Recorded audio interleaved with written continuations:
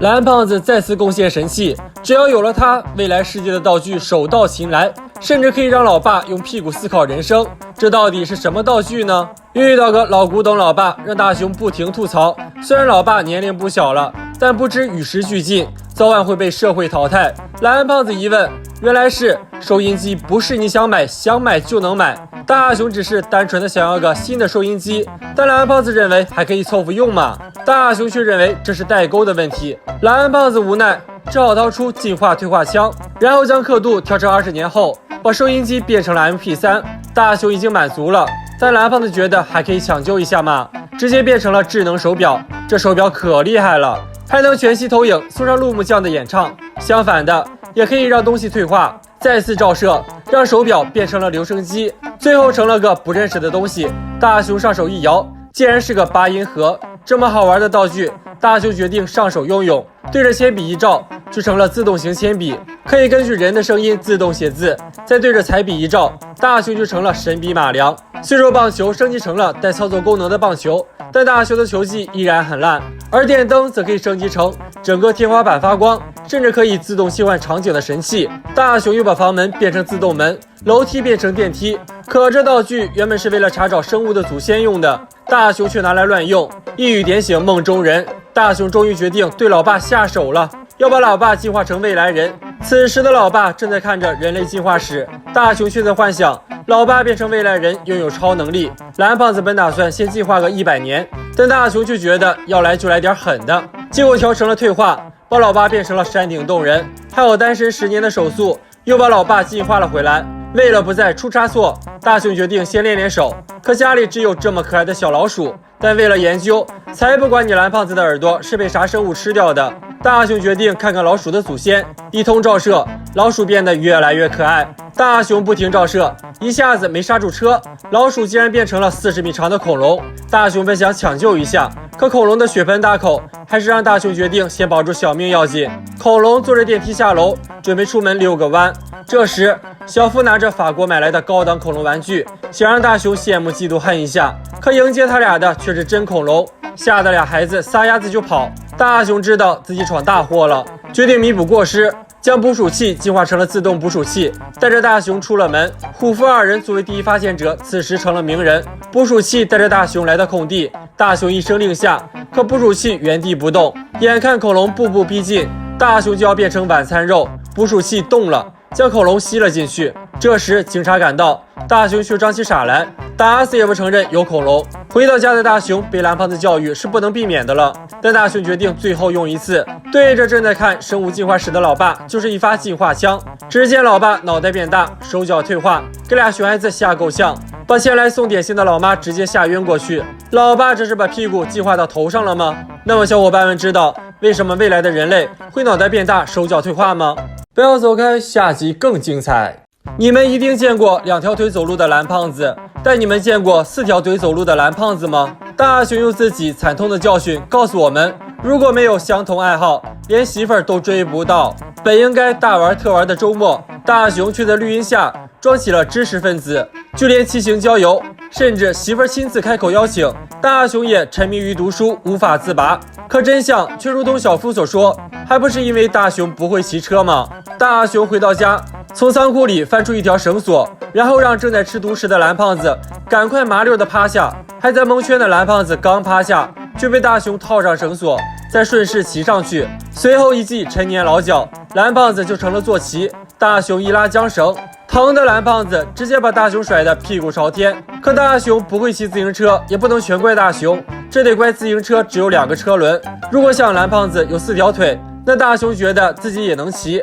想着自己骑着4条腿的白马成为静香的王子，大雄那叫一个心花怒放。虽说被当成坐骑让蓝胖子很生气，但为了大雄的爱情，蓝胖子拿出了驾驭缰绳。无论是什么动物，只要套上缰绳就能一日千里。蓝胖子膀胱一扫，发现了小黑。小黑把蓝胖子当铲屎官，可蓝胖子却抓他来当坐骑。大雄骑上小黑，本以为这比走还慢的速度可以轻松驾驭，可他忘了喵星人可是会飞檐走壁的。大雄最终还是败给了牛顿这位科学家，小黑也给逃走了。大雄觉得还是猫太野，决定找条狗来试试。狗子的气势是不错，可大熊的小心脏却砰砰直跳。大熊刚骑上狗子，蓝胖子就被一脚踹飞。大熊怀着不抛弃不放弃的精神，靠着一套拉缰绳术，终于降服了狗子。大熊再次下达命令，狗子似乎也找到了成为坐骑的乐趣。一顿疯狂飙速后，跟大熊上演了一出马戏团杂技，可下场却是大熊变成了灰头土脸。大熊又把目标换成了静香家乖巧的佩罗，可大熊还没骑就摔了一跤，蓝胖子只好也上手帮忙。可静香却以为大熊得不到他的人，就想得到他的狗。这时小夫和胖虎来了，之前的坐骑让两人捡了漏，看到佩罗也带着缰绳，静香毫不犹豫再次抛弃大熊，跟虎父二人远走高飞。看着媳妇儿再次跟人跑了，大熊只能把气撒到了蓝胖子身上。小伙伴们，如果你们也有这个驾驭缰绳，最希望骑什么动物呢？不要走开，下集更精彩。坐垫对你任劳任怨让你坐，你却在坐垫上放响屁，请问响屁臭不臭？街灯神秘坏掉，柯南却不在此剧组。大熊想吃瓜，却一个平地摔，这下看瓜的成了瓜中人。扔掉易拉罐，又碰到神城的大宝贝断了18厘米，就连图书馆的书都不是完整的。大熊回到房间，就不想遭到核能来袭，漫画被老妈清空了。大熊气到原地去世，太没素质了！出门要防外敌，回家还要防内患。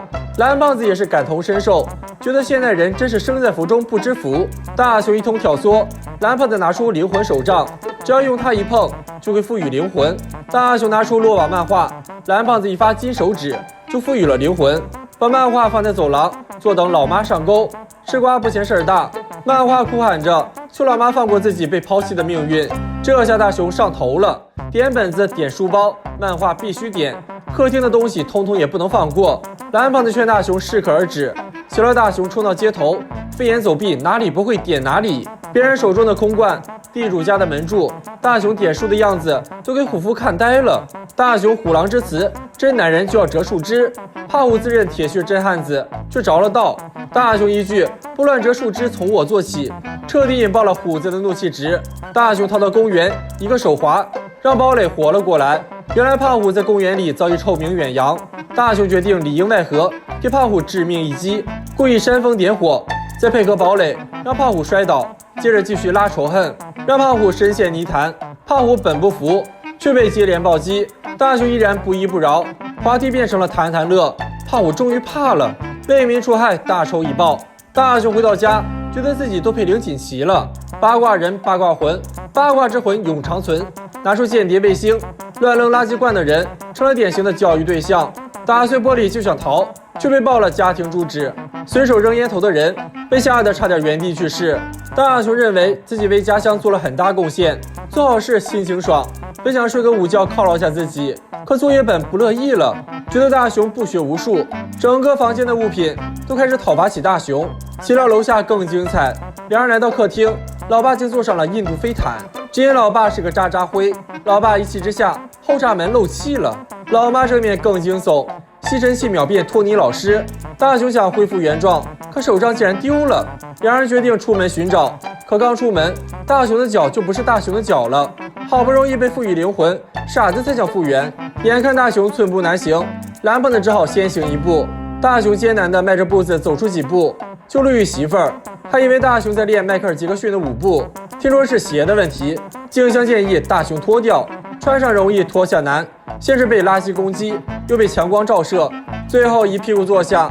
这时蓝胖子回来了，眼看大熊要一命呜呼，蓝胖子按下开关，吸尘器停了，毯子安静了。大熊真是自作自受。回到家中，庆幸没闯出大祸，可老爸看着垫子，说什么都不敢做了。那么小伙伴们觉得哪些行为会让自己很反感呢？